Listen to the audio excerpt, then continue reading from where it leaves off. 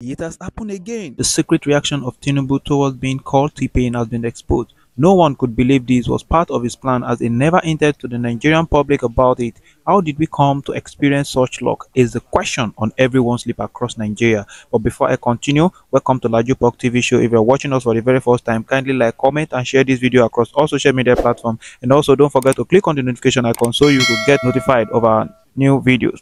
This also will help YouTube recognize our channel. So stay tuned, we'll be back shortly. Welcome back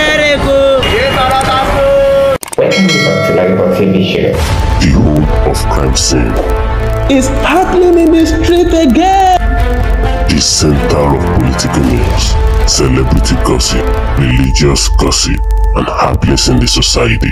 Join us, the voice of Africa. Welcome back, my people. Tinubu and his political administration has finally succeeded in ruining this country to an extreme degree. Can you imagine the level of wickedness that these politicians have imposed on us? Just last week, Nigeria has recorded over 500 instances of the Nigerian power grid collapsing, despite the fact that we are not generating enough wattage. This has got people talking. Some even commented that it may be because they are calling Tinubu T-Pain. That's why he and the power holding company of Nigeria have been inflicting punishment on us. The latest collapse occurred on Monday, affecting at least 9 northern states, with all 21 of the country's power plants shutting down. These have sparked frustration across the country, especially as the collapse came despite the recent installation of a 56 million SCADA system funded by the World Bank. The system was expected to improve grid stability by enhancing monitoring and control, but it clearly hasn't solved the problem yet. Minister of Power Adebayo Adelabu has admitted that Nigeria's national grid will continue to face these issues unless there is a substantial investment in modernizing the power infrastructure. He explained that the current setup relies on a single national grid, making the entire country vulnerable to outages. The problem is that the infrastructure is simply outdated. Adelabu noted that some of the transformers in use today are 50 to 60 years old, well past their optimal performance period. As a result, grid collapses, whether partial or total, are almost inevitable at this stage. However, there is hope on the horizon. Adelabu pointed to the Electricity Act signed into law by President Tinubu in 2023, which decentralized the power sector. The act allows for the development of regional or state level grid, meaning the future collapses will only affect certain areas instead of the whole country. This could significantly reduce the impact of these failures, but it's clear that we are still a long way from seeing this solution fully implemented. Reactions from the public, especially on social media, reflect growing frustration. Many Nigerians took to Twitter to vent their anger, with users questioning why the grid continues to collapse despite promises of improvement. Some have called for immediate investment in new technologies, faster implementation of decentralized power systems to prevent the entire country from being affected by one grid failure. As if that's not enough, even Rufai Osheni didn't take it easy in an interview a few hours ago. Don't let me bore you with too much of my analysis. Let's watch this video and we'll be back shortly. And Mr. Chijoke Okonkwo, well, the development in Enugu State, with the Enugu State, Electricity Regulatory Commission now taking over the regulatory function in that particular state. I know there is a law, passed by this president that gives that power to the state governments. Do you think, that the states getting involved will be a way forward to prevent this Cuba-like situation that Nigeria faces on and off? Because in Cuba, it was even the entire country that lost electricity supply for the past 1 week. Until we get to that point, we should look for solutions. But let's start with Chief Odunton. Okay, thank you very much. First of all, it is true that the national grid has collapsed 105 times in the last 10 years. The last grid collapse that happened a few days ago was because of an explosion of a transformer in Jeba. And once the transformer exploded, the load dropped and the system collapsed. The incessant collapse is because of lack of proper maintenance, lack of investment, failure by successive government to do the right thing over the years. Whatever you fail to do in the power sector in any country, Whatever you failed to do in 1984 will catch up with you in 2024. What we have witnessed is over the years, government just paid lip service to doing the right thing in the Nigerian power sector, and that is a fact.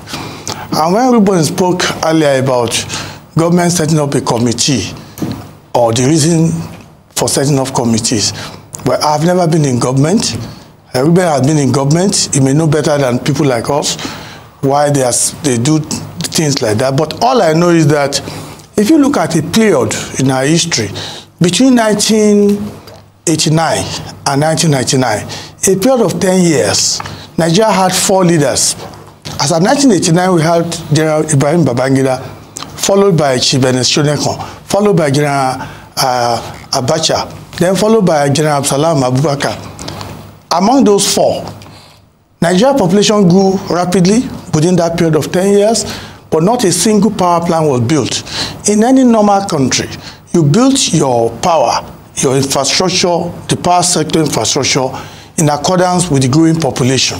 And what we have had is the neglect on the part of government to do what they are supposed to do over the years. And that's not just blaming any government. I'm just saying that this problem started long ago, but it's time for us to do something, because unless we arrest the situation, I'm afraid the grid will continue to collapse. Now, as for the government taking action, I'm aware of a meeting yesterday. I'm aware that there's a public hearing tomorrow. What the government is trying to do now, there are 3 major departments in TCN. For us in NANED, we've been calling for the unbundling of TCN since 2015. I was in the news around September 2015 calling for the removal of system operator away from the grip of TCN. TCN is 100% owned by the government. TCN is still like the same old NEPA. And let's be honest, you cannot continue to have this public utility managing the grid or stabilizing the grid. So now the government have decided in their own wisdom to come up with what they call NISO, Nigerian Independent System Operator. That is exactly what is going to happen now. I hope we will implement it in a good way. I hope we'll put people there on merit. I hope we will not allow sentiment to becloud our judgment when we want to do the right thing for the nation. Unfortunately, in most cases, our leaders are not accessible. And I've said it before that once people become a leader in Nigeria, they are caged at all levels. President, even ministers, and governors. And that is the truth. So when we have a problem, we need to get people step out of the box, get people who are not even in government to have their opinion, try to listen to what others have to say so that we can do the right thing. At the end of the day, this is our country. Thank you. Okay, Mr. Chijioke Okonkwo, the latest development in Enugu State, and what you think will be the solution going forward with this perpetual, incessant grid collapse? Thank you very much, Dr. Abati, for that question. So as it turns out, what we're already implementing in Enugu is a possible solution that has been thought out by this administration under the able leadership of Dr. Peter Ndubisi to solve the electricity problem in the state. Let me refer back a bit to what initiated this entire process and what we're currently doing in Enugu State today. Enugu State basically used to receive about approximately 69 to 70 megawatts from the national grid, and this is for the entire state. We can't say it's adequate for us to ensure that universal access to electricity services at 247 levels to every citizen within the state. We have always been discussing the issues associated with the national electricity system, in which if it is not liquidity challenges today, it is the inadequate supply of gas to our generating companies, or that perception that some discos would be rejecting energy, or the, how do I put it now, the dilapidated transmission infrastructure that has continued to frustrate electricity delivery across the country. So what has he initiated? With the passage of the Electricity Act and the enactment of the Enugu State Electricity Law, we have been set up to drive investment in the electricity sector for the generality of the citizens within the state. What we're doing has not been done anywhere else within Nigeria or West Africa, and once in a while I would like to think that it hasn't been done anywhere in Africa as a whole.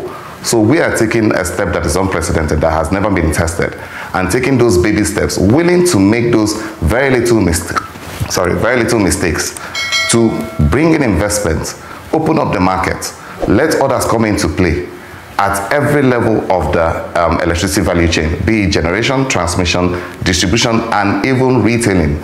We have set up a law that unbundles the distribution network into a wires business and a retailing component. Retailing happens to be the last mile that is connected to the customers or consumers, in which they can reinforce the network, extend it to locations where it is not currently in existence, and meter, most importantly, meter the consumer so that they also can account for their energy consumption.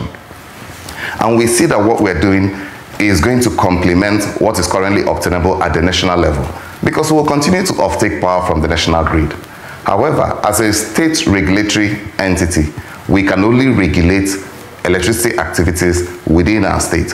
And we see opportunities that are there because we can deal directly with the customers. We are on ground. We are closer to the customers to manage their complaints, ensure that the service providers do what they are supposed to do, create that enabling environment for others to come and play, and regulate their activities, while also ensuring that market forces drive their efficiency, their service delivery, and the growth of the sector. I mean, we expect that this would inevitably increase the quality of life for the citizens of the state and grow our energy demand or energy supply to meet that demand.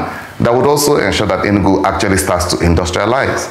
So what we're doing is unprecedented.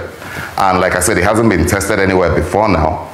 But with the sincerity of this administration and the commitment in which we are putting to the system, we feel that that growth is inevitable.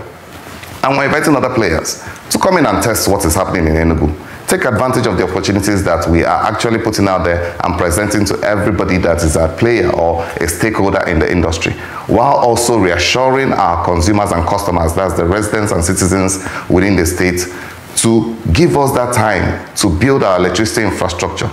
Give us that time to also work with the newly licensed distribution company in Enugu State to grow and carry out that change management and reorientation of their staff to offer quality service to their customers. And we feel that with time only, other states might probably tweak our model, adapt it to their own peculiarities and realities, and implement it in their own areas. That way, we can take advantage of all the technological opportunities, be it renewables, that's solar, be it run of water or hydros, be it even waste to power arrangement, take advantage of the CNG virtual gas line supply, as much as take advantage of the existing grid supply or supply from gas, wherever they can get it. All right. But come and implement their businesses. And let me say this, yes. No, okay, say what you want to say. So I want to come to ask you a question based on that. Okay, what I actually wanted to say is that we are not restricting the use of any technology to meet our specific demands, mainly because while some of our citizens are connected to the distribution network, others are isolated from that network. So we are actually looking at homegrown solutions to meet the electricity delivery to specific locations or targeted locations that are not even served, while also looking to improve those for those that are connected to the distribution network and served with some level of electricity services. That's what I wanted to just put on the table. All right, thank you very much, and congratulations on that. Of course, a lot of people, having heard what you said, or at least residents in Enugu, will be looking at costs. What would this be? What would the cost to the people be like? You know, especially, would people be able to afford this? Remember that after the Bande issue, now some people are saying, don't give us Bande again. We can't even afford to pay for it. So what would be the cost of these brilliant ideas you talked about, better management of electricity and power in the state, what would it be to the people? And then for Chief Odunto, my question would be, ahead of the hearing tomorrow, public hearing tomorrow, even though some of the solutions are glaring, so as we often ask, what's the purpose of a hearing when there are some very important quick wins? Number one is the SCADA technology. That's the supervisory control and data acquisition in partnership with the World Bank. That's said to be at 70% and is said to be hopefully make the management of the grid more effective. Where are we with that? And to what extent will that help this challenge we face with the national grid? And I'd like you to also talk about suggestions around decentralization of the national grid. That it's too much, and you touched on it, saying that it's just like there's nothing new about it. If it's just concentrated in one area, it should be decentralized and different.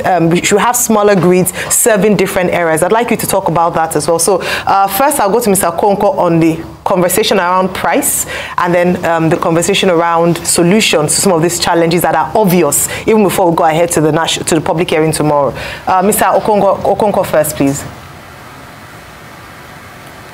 Okay, thank you very much for that question, Ayo. So let me say this.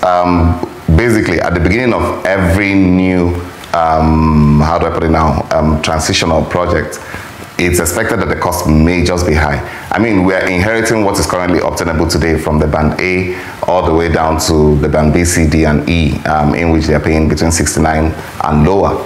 But for us that are reviewing what is currently obtainable for those paying within the band A, we're paying 225. So as is currently obtainable, the band A arrangement is not universal across board. However, what we intend to do is to ensure that our customers pay the right price for the electricity being delivered to them. And when we say right price, we'll review the projects. We'll look at the costs in which operators are coming into, are using to bring in their investment and make their investments in Naira. Sorry, let me backtrack a bit. The cost in which investors are coming to invest within our state. We would also look at the cost of delivering that energy to their customers, and look at the debt components associated with it. We as a state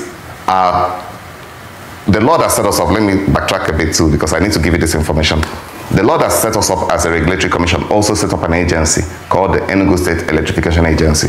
Now this agency is meant to support power development projects, and rather than subsidize consumption, it would invest in that project or support that project development to the point where the capital investment being undertaken by potential developers is reduced, significantly reduced.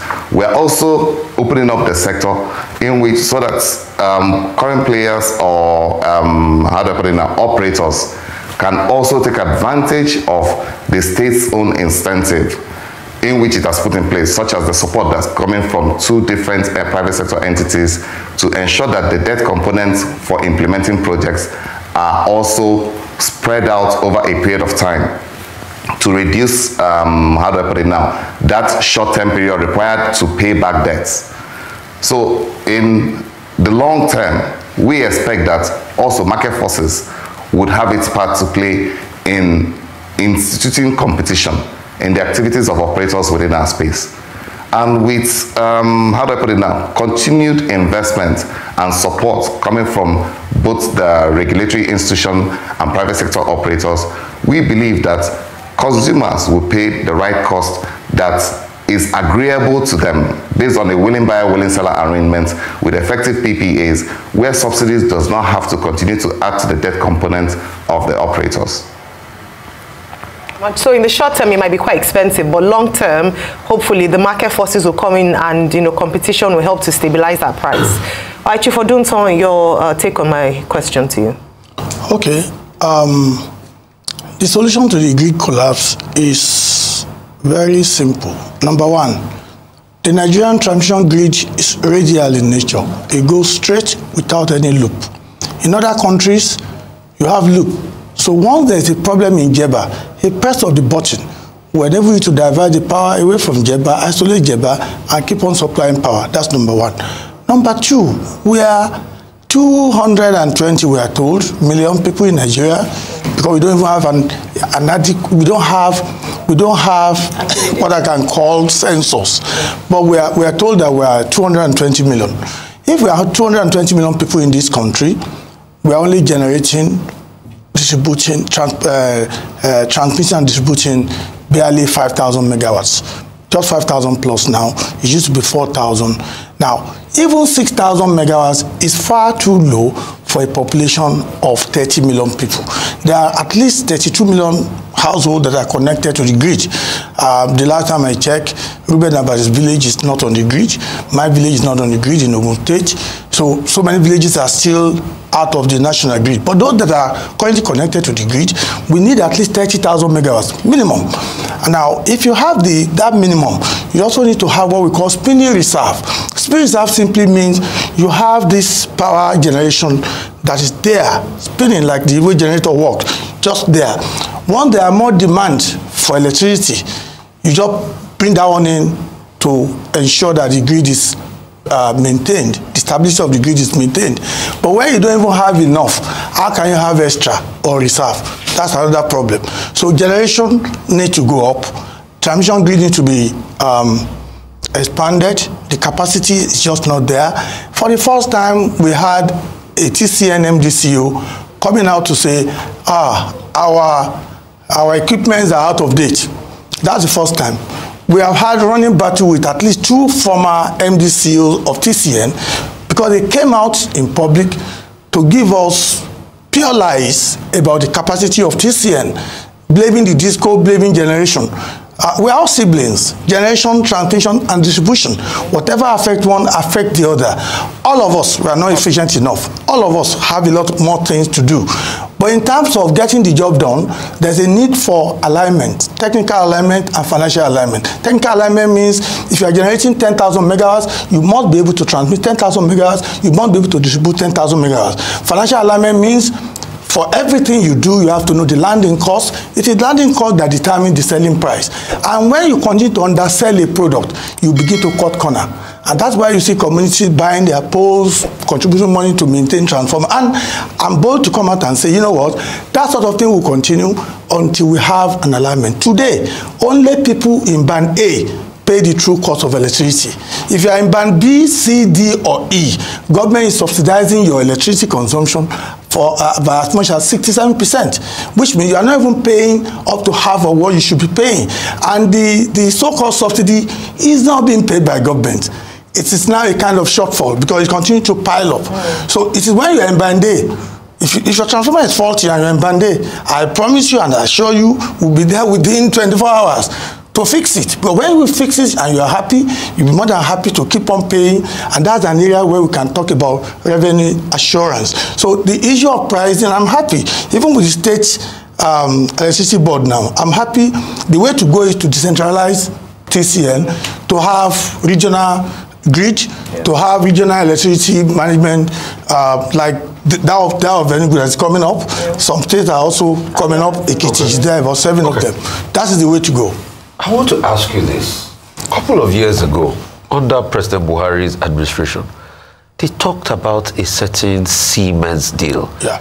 That if everything had gone the way we expected it to go, by now we should have had installed capacity of over 20,000, which will be close to that 30,000. Because, okay, look at countries that are generating a lot with about our population. I was talking the other day, I made a mistake when I said Malaysia. No, it was not Malaysia. Indonesia, with almost about our population, does about 80,000 megawatts. Yeah. We do 6,000. We are doing about the same rate at which Ghana is doing for a population of close to 40 million. So what happened to miss positions like that? And for my Mr. Kokwa there in Enugu, people are saying that this your new system is putting almost everybody on band A in Enugu, and it's quite expensive for the people. Because yes, people want electricity power, but don't also forget that they don't have the pocket capacity to be able to fulfill that need. So that's your own question. Coming to you, missed opportunities in this sector. Thank you very much. Right from the government of Mr. Jonathan, I can confirm that a lot of efforts were made by that government to improve the situation in the power sector. They were the one that did the privatization in November 2013. And Mr. Buhari's government, they also, when they brought in the cement deal, it is a good deal. The truth of the matter is that there's no way they could have gone as far as 20,000 megawatts by now, even they were working every day and every night. What has happened is that but they said it is too little. Egypt did that same quota in almost that space of time. Exactly. Another country, I think I will remember one African country, exactly when we started the Mambila project, during the Sheikh Shagari regime, that was the same time that that country started their own. While Nigeria would take 20 years to do our own, other countries would take 4 years. That's a question for us as a people and as government. Just now you were talking about people's affordability. That should not determine the cost of electricity. It should be the other way around. It is time for us to put on our thinking cap. What is the landing cost of electricity? You cannot come to Arise TV to place advert and you say, I don't have money, don't give me the appropriate pricing of the advert. Let me do my advert, but at a reduced cost. Or we give discounts. Well, that's because you can still afford to give that discount. If your landing cost is at 3 naira, you can never give discount that will be below 3 naira, or else the business will collapse. That's what I'm saying. So what I'm saying is that, yes, affordability is an issue, but that's an issue for another thing, that for government. If the government think people's earning power need to be improved, that is part of their duty. Go and find out how much it costs to buy a Land Cruiser Jeep brand new and ask me how many meters or transformers I can buy with the cost of one Land Cruiser Jeep. So it's about priorities, it's about what we do as a people. So nothing to do with us. Presidential jet. Us. How many transformers that use presidential jet can cost? So the point I'm making is that the issue of cost has nothing to do with the private businessmen who have to recover their costs. Once we all agree this is the landing cost, then we should know that we should not sell below that cost. What has happened to Nigeria over the years is that government kept on asking that the electricity should be sold far, far below the landing cost, and they will keep on promising, don't worry, we'll give you the shortfall, that's the subsidy. And they never it has never been done, okay. And that's the problem. Okay, let me come to Mr. Chijoke Enugu. They said this your new scheme is like putting everybody on band A. What are you saying as regards that? And they say the cost is going to be very high for people. In fact, I just got a message out of Enugu. I think the person is sending the message from. Okay, so let me say this. Prior to now, yes, there has been some tremendous improvement in electricity delivery to the customers in Enugu. Quite a lot of them have been moved to Band A because they are now getting at least 20 hours of supply or more. While that is the case, I should say that prior to this improvement, the inadequate supply was actually costing the consumers much more than what they are currently paying for electricity. And I would refer it to the fact of self-generation. What we estimated on starting this journey is that over 500 megawatts was being self-generated by the citizens within the state. And in self-generating, they are looking at either the use of generators that run on petrol or diesel. As at the time that this journey was started, petrol was between 650 to 750. Today, the price of petrol in Enugu is between 1,250 or 1,300, while diesel is gone beyond 1,750 to approximately 2,000. So when you consider the cost of generating 1 kilowatt hour with either petrol or diesel, it is practically almost averaging about 500 naira per kilowatt hour, which is ×2 of what Band A consumers are paying today. But that doesn't mean that the Band A is not high. No. I mean, I like what my colleague just referenced about the fact that the price has to be right for the service providers, or that's the price of delivery of electricity to consumers has to be right. I mean, when we take into consideration the fact that the product is unavailable and that we have to rely on self-generation, we have to think for an alternative. How can we improve that supply to consumers that requires them to now shut down their generator and practically even throw it out. Okay. Let us leave that angle where we are being referred to as a generator republic. Whenever the light goes off, especially within the day in a commercial district, every suit, every shop, the markets, all turn on from I better pass my neighbor generator to their listers and plants. Mr. Konko.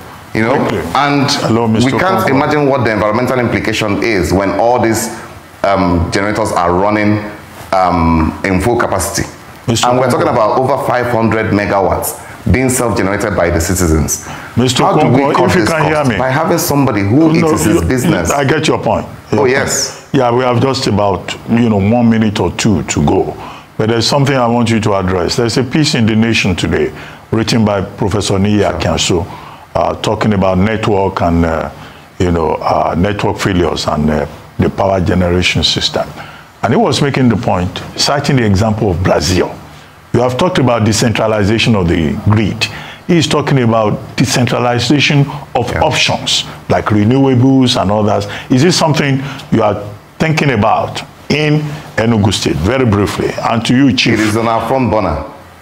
Yes, it is on our front burner. So in Enugu today, we're opening up all the energy natural resources that exist within the state for use by potential developers. If you want to use, Enugu is a coal heaven. If you want to use coal, as long as you've taken the environmental considerations in setting up a coal-fired power plant, by all means, come in, but put in place your environmental management system and ensure that you're not discharging the carbon into the atmosphere, because we do not want a situation whereby we contribute significantly to the climate component. But yes, his point is that it's not just about generating power. You must have alternative sources, like Brazil, where they do 130,000 to 150,000 megawatts per annum with comparable population. But Chief, briefly, we're rushing, just for you to talk about energy thefts. Because you are talking about people on band B to this being subsidized, and band A people, only the people who pay the reflective prices. So it looks like it's only band A people like us on this table, who are paying for electricity. Others are stealing electricity. Quickly. Okay, thank you very much. A major problem in the... Welcome back, my people. It's time to face the brutal truth about how utterly pathetic this country has become under Tinubu and his political administration. They have not just failed us, they have systematically ruined our nation to an extreme degree. Can you even fathom the level of wickedness these so-called leaders have imposed on us? Last week, Nigeria experienced over 500 instances of power grid failure. This is an utter embarrassment, especially when we consider that we are not even generating enough wattage to meet our needs. How much longer will we stand for this incompetency? Let's get the real latest collapse, which occurred on Monday, left at least 9 northern states in darkness, with all 21 of our power plants shutting down. This is not just a minor inconvenience, it's a complete failure of government. The Minister of Power, Bayo Adelabu, has finally admitted that we've all known for ages, unless there is substantial investment in modernizing our power infrastructure, Nigeria's national grid will continue to crumble. This is unacceptable. The current setup relies on a single national grid, rendering the entire country vulnerable to outages. Do we really want to live in a nation where the infrastructure is 50 to 60 years old? Well, past this time, the reason for disaster, the fact that we are still dealing with this outdated system in 2024 is an upfront to every Nigerian. But wait, there's a glimmer of hope, or is there? Adelabu points to the Electrical Act signed into law by President Tinubu in 2023, which supposedly decentralized the power sector. This act is meant to develop regional or state level grids, which could prevent future collapses from affecting the entire country. But let's be real, we are still a long way from seeing these solutions implemented. How many more empty promises do we have to endure? The public reaction on social media speaks volumes about how collective frustration Nigerians are livid. They took to Twitter to vent their anger, questioning why the grid continues to collapse despite repeated promises of improvement. Some are calling for immediate investment in new technologies and faster implementation of decentralized power system. And rightfully so, we deserve better than this endless circle of failure and negligence. So thank you very much, my people, for watching this video with me. If you are watching us for the very first time, kindly like, comment, and share this video across all social media platforms. And also don't forget to click on the notification icon so that YouTube can easily recognize it for us. Stay tuned.